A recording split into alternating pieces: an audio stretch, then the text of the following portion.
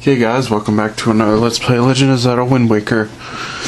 And now we got the Master Sword, hell yeah! But, I don't know, something looks weird on it. I mean, I guess they changed the design for this game, whatever. We still got the Master Sword, man. It's freaking awesome. Now we can get rid of that fucking stupid ass doll bladed sword. That was basically like a metal rod. But right now we actually need to kill every single enemy in this area. Sorry. We have to kill every single enemy in the areas to actually leave this place, because there's actually a magic barrier that's preventing us from going, and if you touch that magic barrier, the barrier is made out of electricity, so if you touch it, you get shocked and get hurt, so you can't leave. And you have to kill every single enemy. Well, this is a perfect opportunity to farm for Knight's Crests and any other monsters, because the only monsters that are here are Moblins and an Iron Knuckles. So you should be fine with them. Well, I mean, you should, you can actually farm relatively a lot of areas at this point in the game. Well, farm their drop items. Hey, yeah, I keep screwing up my words. Because, yes, those are the only enemies in this entire area, are the two freaking enemies in the game that have the most damn health. I don't know why I was using my bow and arrow right there, but usually what I like to do is snipe them from far away and just see them. Oh my god. And as soon as they get back out, they fucking fall right back down. It's really hilarious to watch. Like, the animation for them getting hit from an arrow is fucking funny as hell. I mean, you could just sit back all day and just like shoot your arrow at them and just keep watching them like fling off. Anyways, when you saw me standing there, I was actually trying to pick up a spear, but it wouldn't let me. Maybe they didn't program it right, and they programmed it if the enemy actually saw the spear and they acted like they're gonna pick it up and they're running towards it. Well, when they see the spear laying on the ground, I guess they programmed it so you can't pick it up. That's fucking stupid. That's really annoying programming error right there. I should have been able to pick it up before you even got to it, but it wouldn't let me do it. I really hate when games tend to do that and give the enemy the more priority like that, because it's more like a dick move. I know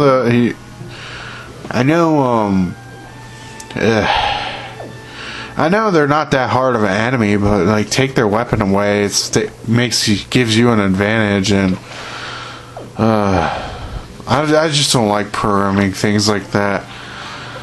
And a lot of people are gonna say, probably gonna hate me for this, but I used to be into Final Fantasy, and not so much anymore because of what they keep doing. Petrification on fucking bosses. I hate that crap. Well, that's probably why I got more into the Tales of series and the Persona series, because yes, Persona does have some dick moves, but I find Final Fantasy a lot harder. A lot more harder, if that's even a phrase. I don't know why. I just can't do it. I think the only Final Fantasy game I gotten so far to the final boss is 10. But a lot of people say that 10's probably like the easiest one. Well, I like 10. It's possible LP if I can ever freaking beat Jacked. Well, you're probably wondering why I'm talking about Final Fantasy right now when we're playing Wind Waker. Well, that's because I basically told you my strategy. To snipe them. Snipe the enemy as I can anyways, and steal their Knight's Crest if they are Iron Knuckles. Yeah, that's basically all I need to do, but I'm actually going to tell you my future plans for RPGs. I do want to do Tales of the Abyss, but I only own the 3DS version, and I don't have a capture card for the 3DS, but I used to own the PS2 version, but since I got the 3DS version, and now this was before I had a Dazzle, but before I owned the 3DS version, well, I own the PS2 version of Tales of the Abyss, but I gave that to my friend because I went out and bought the 3DS version that has better graphics and everything, because I have to have a remake of a game that has better graphics, because like I said, would probably heard me say in one of these parts, me playing Persona 4 Golden. Well, I own both versions of Persona 4, so yeah, I own the PS2 version and the PS Vita version, which is Persona 4 Golden. And actually today I just recently beat the PS Vita version. So that is an upcoming LP, because I know that game in and out. Not all the side quests, but I know that game enough to show it off.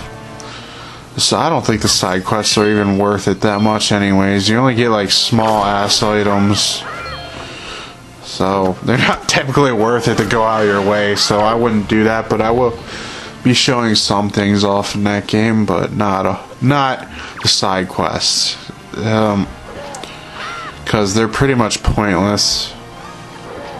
No like bragging rights more than anything.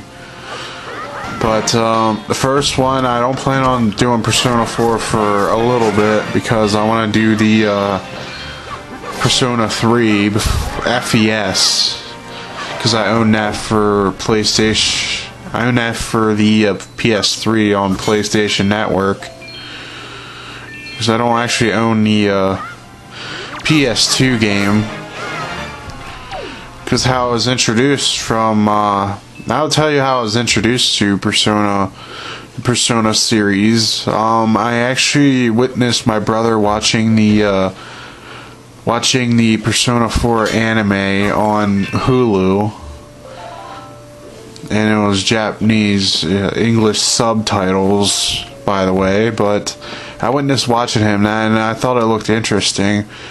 And I mean, well, actually, when I walked in and started watching it, like saw him watching it, I just glanced at it, and I was not familiar with Persona 4 at the time, but I have been like beforehand. I was aware of Persona 4. I was thinking about getting it because I was really into RPGs at that time. That was when it first came out for the PS2 over in America, North America. But I was looking into it. I decided not to get it.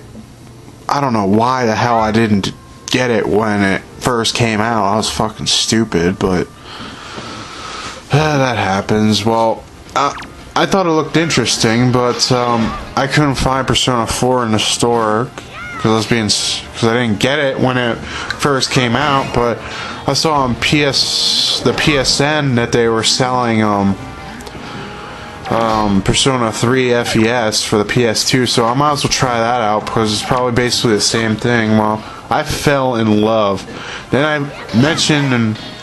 I finally managed to find Persona 4 for PS2, but the disc was broke. It only let me get up to Risei, and then the game would freeze. I don't know why it would do that shit. It really pissed me off when that happened because I was so into the game at that point. But I went and bought another disc from a more reliable store. By the way, I bought the disc from GameStop. Don't buy used games from GameStop. I went to a local video game store to buy another Persona 4 game, and they actually repair discs too, so I went to buy them. I went to get it repaired at first, but they said their machine was down there cleaning it. So, and I saw that they had a copy of Persona 4, so I bought that one. I did go and get the first one fixed, and I gave that to my friend because I thought I'd introduce him, and he liked it too. But he's more of a Tales of the Abyss fan because I introduced him to that. Well, anyways, enough of Persona because I could talk about that all fucking day. We're playing Zelda here. Well, after all the enemies defeated, both gates open. Yeah, if I remember, I'm going the wrong way. Well, actually, I want to show this off. Why you can't leave Hyrule over here. Force field. That force field doesn't hurt you, though, so... Even though you're blinking red, it doesn't hurt you at all. I thought I might show that off, because, like, when I first walked out here, I'm like, oh shit, I went the wrong way, but I thought, might as well show it off when I'm here. So that's basically why you can't escape at all. I mean, like, explore Hyrule at all. That would have been awesome if you would be able to do that. Could have made the game much longer, but space limitations. Because the GameCube discs are small as shit, so there's space limitations because of that. I think they originally planned to put some dungeons down here. But like I said, the space limitations for those small ass discs is basically 1 gig, 1.5 gigs for, or 1.8 gigs per disc or something like that. But now we're done with this area. Now we're heading back to the surface to save her sister. And yeah. Talking about RPGs I'm doing, Tales of Legendias. I have that for PS2 right now. I just bought that not too long ago, but I haven't beaten it. I'm gonna plan on doing that. The reason why I ain't cutting this out, you'll see why soon, but yes, I'm gonna end up doing Tales of Vesperia and some of the Shin Megami Tensei games, but I haven't beaten any of them yet, so I'm not really gonna show them off for quite a little bit. They're really good games, mind you, but I just haven't had the time to play them completely. Right now, I'm trying to beat Tales of the Abyss. I'm near the end. Those games are pretty simple because of the fighting combat system in those games. In the Tales series games are pretty... It's awesome. I love the combat in that. It's an RPG, but it's more real-time combat, and it acts like a fighting game instead of how turn-based combat. I do enjoy turn-based combat, but I like action combat like that too. But look at that cyclone. Remember we were trying to avoid it before? Well, we're actually going to head straight into it this time. And you'll see what happens with this little, well, with this toad or frog thing. Well, this is Cyclones. Remember, the wind god mentioned his brother. Well, this is his brother. And we have to make him stop doing this right away. He's the one that caused that poor merchant to lose everything. So we must stop him from terrorizing everybody on the sea by shooting 3 arrows into him.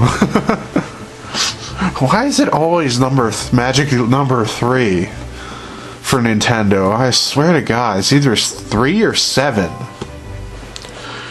That's their damn little pattern that they keep using. Well, after doing that, we get the respect of Cyclones, because he's impressed that we could see him in there, when clearly it was pretty damn easy to see him in there. He teaches you a song, and this is probably one of the most useful songs in the entire game, because guess what it does? It shortens sea travel. Ugh. Try to say that 2 times fast. Well, it shortens sea travel. And, yeah. Makes editing a lot easy. A lot more easier. What is with my grammar today?